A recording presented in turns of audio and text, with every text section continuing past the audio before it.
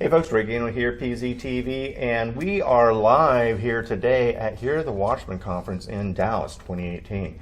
I have got my friend, Coach Dave Dobmeyer. Coach, how you doing, bud? Awesome, man. Appreciate being on, Ray. Oh, yeah. How have you loved this conference, or how have you liked this conference? Well, the thing that always, a couple things always pop out every time we come to one of these, you know.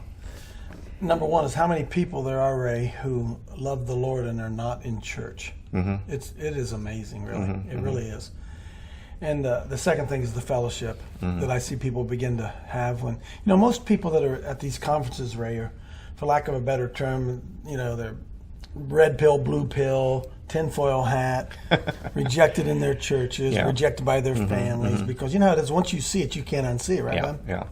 And so the power of seeing these people come together and like-minded, finally, exactly, right? Yeah. Like-minded is very. We're not so crazy after all. We're not crazy, but it's really, really gratifying. And one of the things I try to say for all of us, don't care who you are, what your faith is, what you believe, is we like to keep it in a box. And as long as our belief system is within that little box, we're okay. As soon as you stick your head up and look out, a little bit of pressure comes. And it's amazing just how much people are really afraid to look outside that little thing, that little box they've been put in. Well, you said something here that kind of interesting. How many people don't attend church? Why is that? Well, why is that? And I think it's exactly what I just said. For whatever reason, I'm one of them. You're one of them, Ray. That your eyes have been open. You see things others don't see. You can't not see those things. You can. And so they go to church and they see church as, in many ways, shallow, missing the mark, not really talking about issues that are of importance. And because they believe what they believe, they point it out, and then they get alienated. True. Because it's not just mainstream Christianity. Yeah. And I'm always encouraged when I come to find out that whether we love to call ourselves the remnant, right? We all think we got it. We're the remnant. But there is something to it, though. Yeah. There really is something to it. And the whole aluminum foil hat, I think it was Lionel, somebody smarter than me, said that he's not a conspiracy theorist, he's a conspiracy analyst. And I think that's true. And they love to come here, L.A., and love to hear all that kind of stuff. So it's great to be here. Well, dovetailing on that, so far, what has been your favorite talk? I could listen to Russ Tisdar drone on all night long, And then the fascinating facts that L.A. Marzulli brings are really, really good. Yeah. And brother, I just take a little bit of every one of them. One of my concerns, Ray, is, and I said when I spoke this morning, is the fact that we have great big heads. Our heads are full of knowledge, and we're just little stick men. And we have to take the knowledge that we get from these great speakers. It's a scouting report. You see what the devil's going to do, not be ignorant of his devices. Take it and then go apply it. Go do something about it. Yeah. And to me, that's the missing element. Not so much at Hear the Watchman, but in our faith in general. We see what the enemy's doing, right? Oh yeah, very much so. Let's go. Let's do something here about exactly. it. And it's a real reach, a real stretch to try to get people to do that. Yeah. What do you got going here with Salt and Light? Well, we're trying to build an army. I was really encouraged.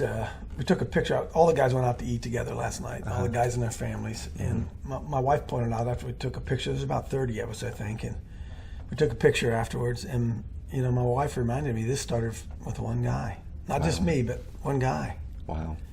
And in a couple of years, it grew to, not only were there 30 there, there could have been maybe another 100 people that were there. Wow.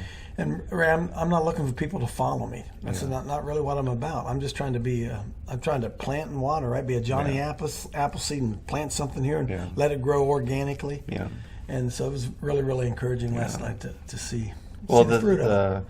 I was encouraged by what you organized when Hurricane Harvey was there, and you just I had good help on the ground. Yeah. Right? But I'm in Ohio. Yeah. Right, brother? I'm in Ohio.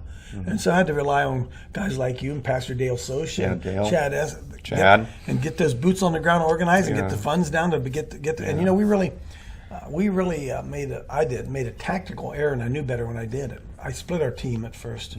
Some of us went to Port Arthur, and some went to Beaumont. And I should never have done that. Because one of the things that happened is some of those guys never got to meet each other, you know? Yeah. Like, in fact, it was interesting.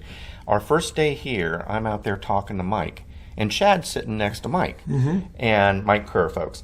And I saw this thing, and Mike actually, oh, hey, Ray, this is Chad, Ray. Yeah, oh, hey, blah, blah, blah. Yeah. Well, Chad knew who I was. It didn't ring because his tag was turned around.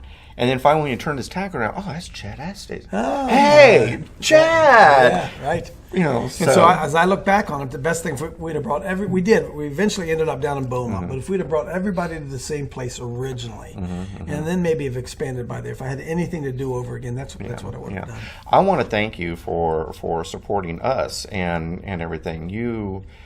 I loved being able to help people, and it was neat some of the things that me and Dale were doing down there. Right. Like I go, Dale, dude, I'm gonna go in because we were parking in this parking lot here, and there's a taco place right there. Yeah. And every day I was going in, and I go, okay, let me order. You've got that special $200 taco, don't you?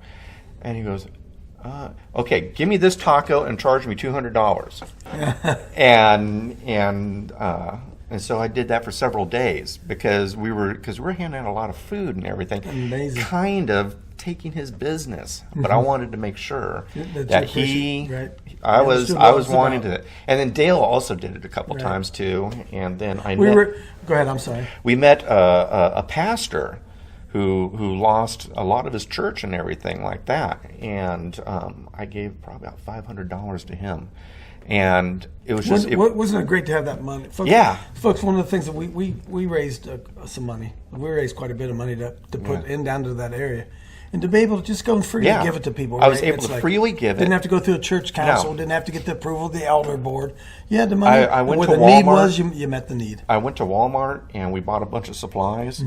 And then also I felt the need to buy a bunch of toys. I almost spent as much buying toys as I did supplies and stuff like that. But nobody thought of bringing toys or anything.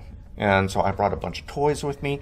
There were so many kids that, because of Salt and Light, we were able to just give stuff to kids. Give them their life back. Try to normalize their lives as much as we possibly could. And then another thing that really amazed me was we were in the area that we were in down in Beaumont. And you saw that. It's pretty hardcore, gang area.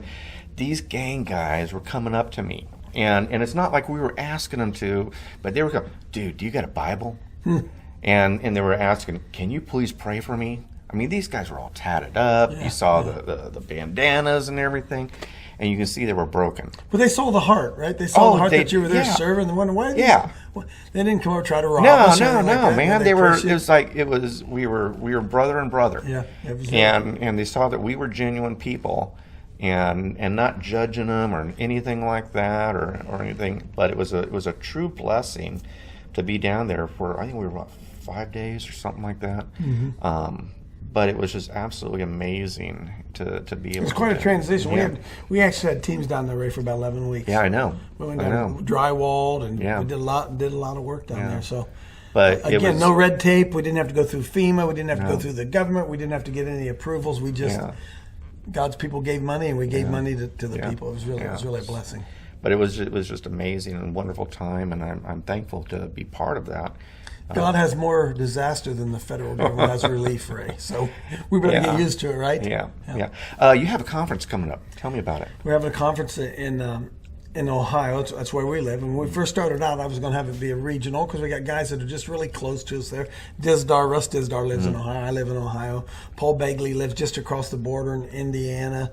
And Pastor Mike Spalding's this. We started out with just a real small one, and then we expanded it because I felt an obligation to L.A. Marzulli. First, he's a good draw, but he's been really good to me and really loyal to me, and so we brought him in there. But it's April 20th through the 22nd. You can find information at CoachDaveLive.com. That's our website, CoachDaveLive.com. And we're expecting 350, 400 people. Good area there in Ohio. So we're looking forward to it. Praise the Lord, man. Awesome. Well, folks, any way of getting hold of you or just getting Coach Dave Live? CoachDaveLive.com. You have your mornings every day that you're doing now? I have a show I do every morning, 7 o'clock, live. It's interactive. It's about 25 of us in the show. And it's archived. It's all free. Yeah. We've got a lot of different platforms we're broadcasting out on, and we're just we're trying to help raise up men to be men, right? Yeah, we need exactly. that more. We really, really need that in America. So Exactly. it's a real battle. Yeah. So, well, folks, I want to just thank you so much. Do me a favor, go to hearthewatchman.com, and I want you to now. Is your code Coach Dave or Dave20 or? Do you have a code? You would think I would know, don't you, man?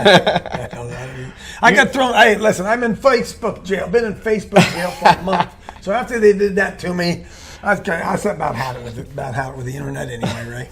Okay, then go to hearthewatchman.com and use Gano20, and you'll get $20 off the streaming video. You'll get streaming video for 6 months, folks. This is insane. You'll see Coach's speech. You'll see my speech. You'll see Russ Dizdar, L.A. Marzulli. I mean, all the speakers.